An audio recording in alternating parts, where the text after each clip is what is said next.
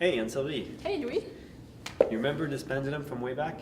Sure I do. It's back and forth, really big pendulum, all the way to the ceiling of 119 Osmond.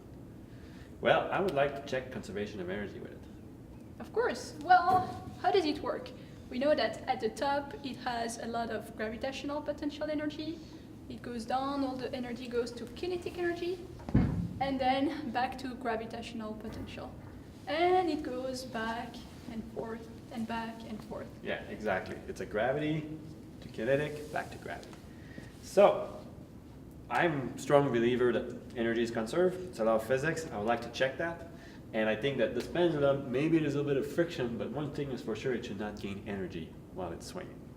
So, I'm going to test this. I'm going to put my face in front of that ball and see whether energy is conserved. We have a nice GoPro here, so we can get the view of what the bowling ball too. Shall we try this? Let's try that. All right, let's go over there.